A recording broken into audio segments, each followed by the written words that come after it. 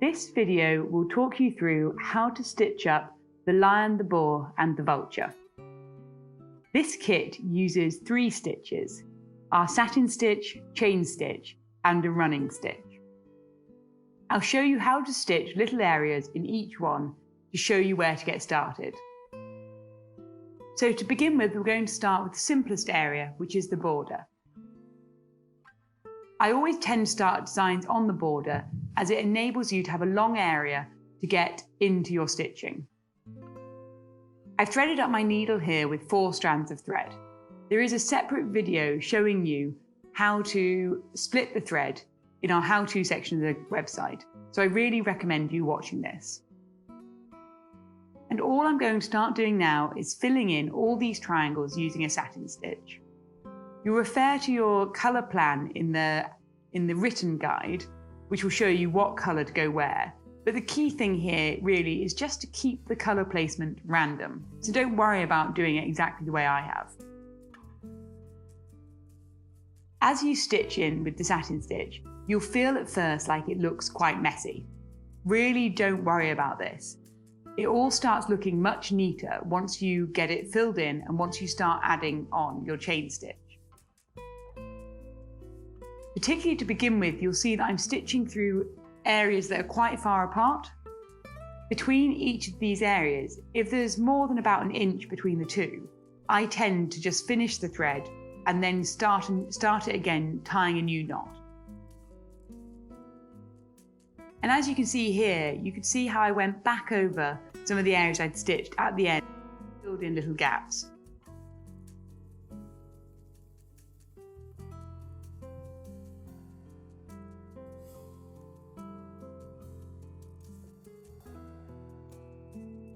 Now I'm going in with the second colour.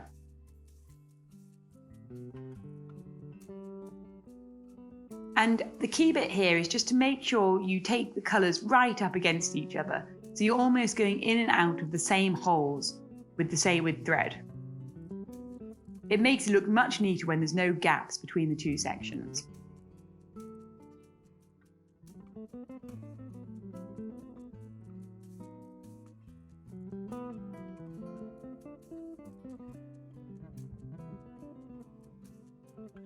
You could be filling in these triangles vertically. I'm working across them horizontally, but there isn't a right or a wrong way to do this, so do by all means go the opposite way.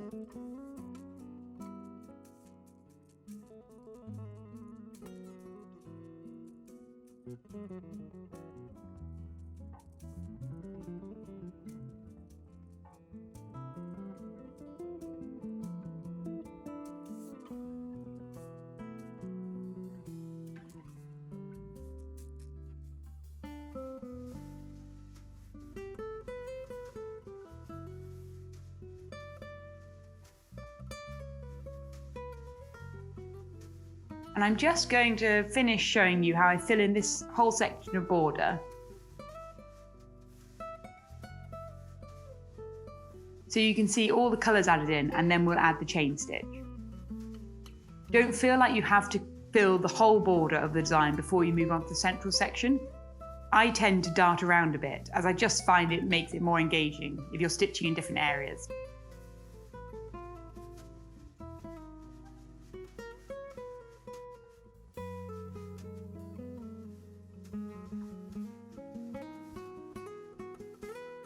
So now I've stitched that section of satin stitch, I will just start adding the chain stitch so you can see how that's done. The chain stitch is also used around the outline of all these animals' bodies, and so you'll find you'll use it in different areas. Here you can actually now see me splitting out the thread. So I'm separating out 4 strands of the thread. Bit of a fiddle, you see. I'll be stitching with 4, but do wind the remaining 2 back onto the bobbin, as you'll use them again later. I'm going to get all 4 strands together and I thread those through the needle. This entire design is all stitched with 4 strands.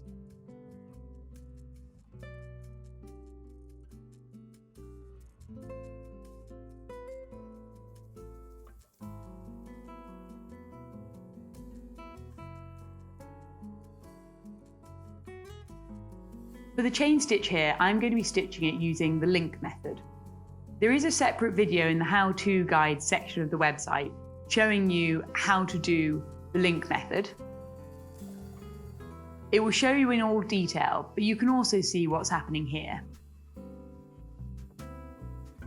And I'll show you this also close up so you can see in detail how I'm stitching this.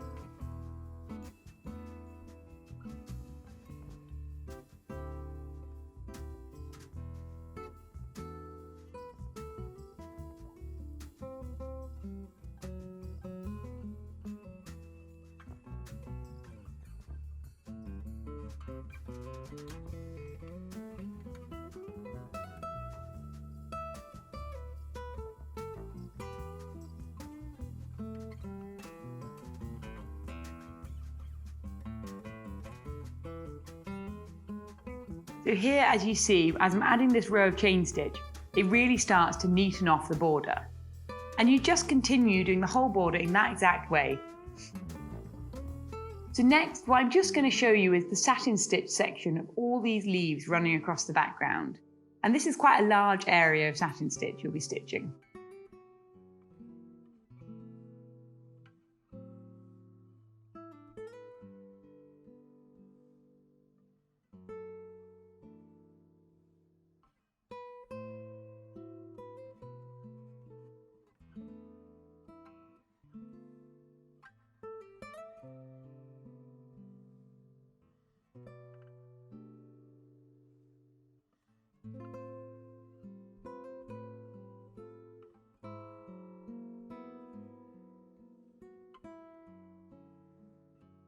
On these ones, I'm stitching horizontally across the leaf shapes.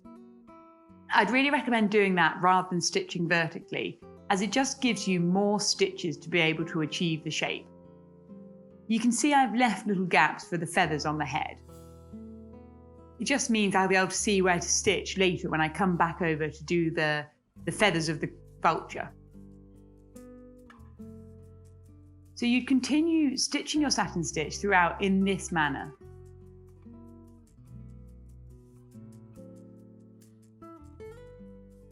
The next bit I want to show you is how to do running stitch on the body of these animals.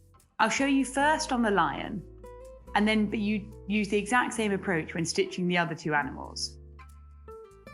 Now, what I'm showing you here with the running stitch is that I'm running the needle under a few times.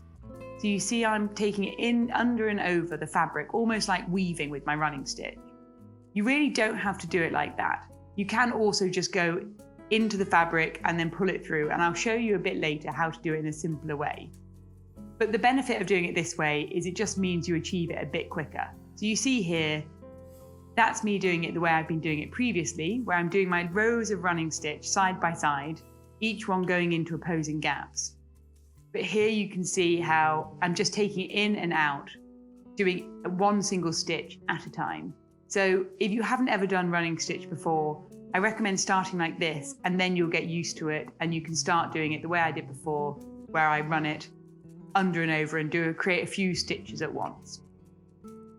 The key thing you're wanting to do here is just alternate the running stitch. So you want to make it that each row of running stitch side by side is coming in and out of opposing holes.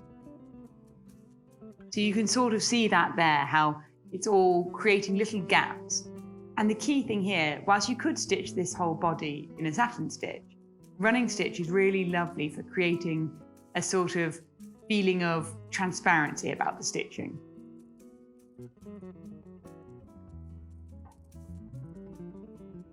Don't worry at all about how neat it is. You'll really just have a play around. The first bit won't look tidy, and as you start to fill in the area, it will really start to all look more like it's intended to be. It does just look like lots of little stitches in the same area, and you can see how that's all done here. The stitches are pretty irregular, but it really does not matter. I've varied the direction of the stitches across his belt, but again, you don't have to do that. It's just a little bit of fun and playing around with the stitches. And then to neaten it all off, at the end, I've edged the shape in running stitch. And again, I'll just show you that little bit of running stitch here.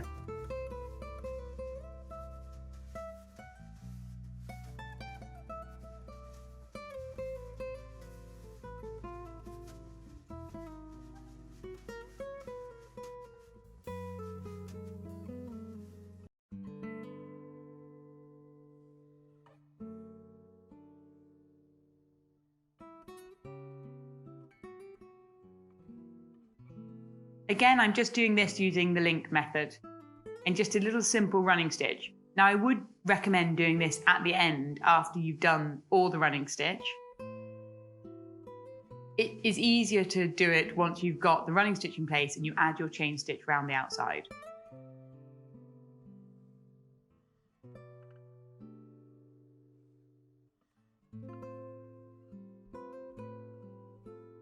We're now just going to go on to look at doing the satin stitch. And you see how I've got satin stitch around the eyes of all the animals. And it's quite a nice way of stitching the satin stitch where I go work round in a circle. So first I'll just fill in the long nose of the lion.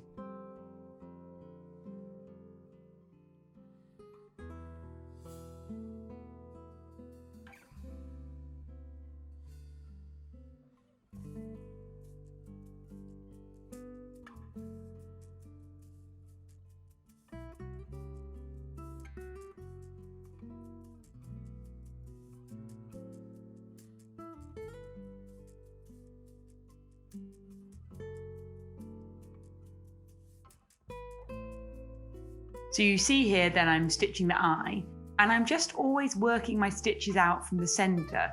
So it means the stitches go round in a circle.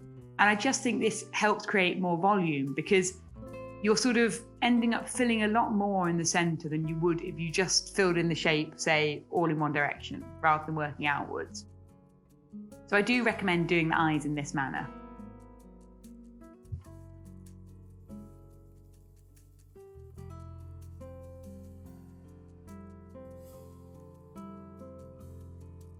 Now I'm going to show you how to do the satin stitch around his mane, and this is a really simple satin stitch. And really, again, don't worry about how messy the edge of this one is. You kind of want to create that mane-like feel. So you want the edges to be a bit uneven.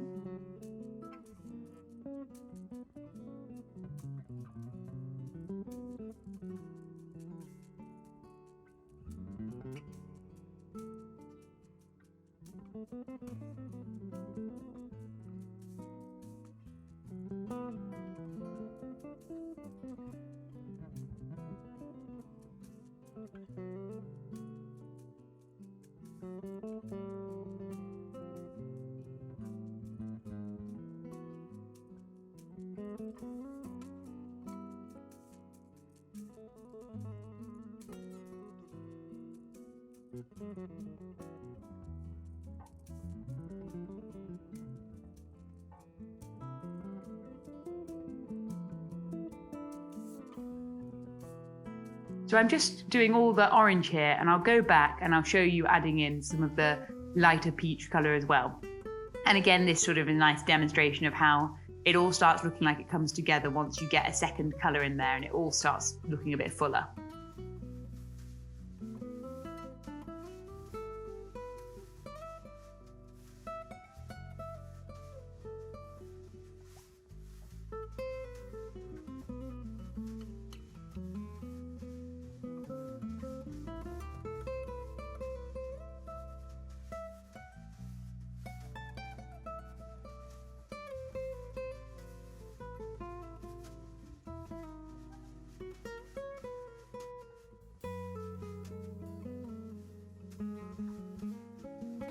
So whilst I've got this light peach, I'm also just filling in the eyes here and just doing a few stitches round in the centre of the eye.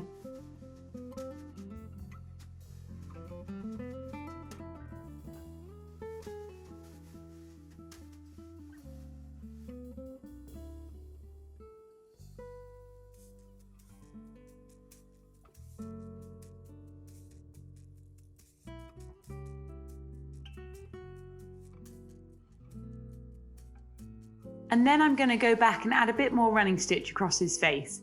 And this time I'm just doing it in horizontal lines. And you see I'm going back to the slightly more efficient way of doing it, where you run your needle under a few times and so you get a few stitches created in one go. Again, I'm alternating where the stitches are, so going almost like weaving. I'm creating stitches where there's a gap on the previous row.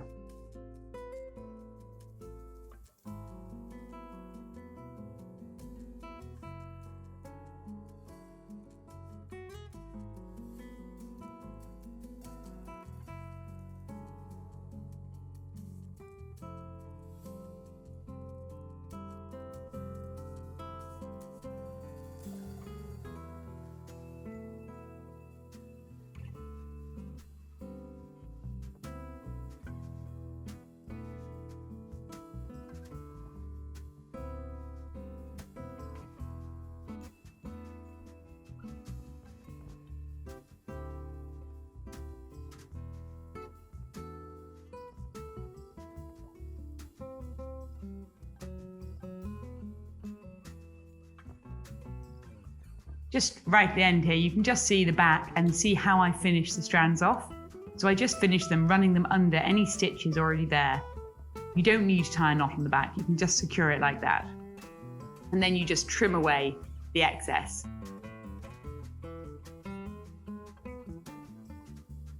And really, hopefully that's shown you how to do the running stitch across multiple different areas of the piece. They're all the stitches you'll need to create this piece, and I really do hope you enjoy stitching it. It's one of my favourite pieces to create, and it's really made me open my eyes up about all the opportunities and potential of running stitch. I hope you enjoy.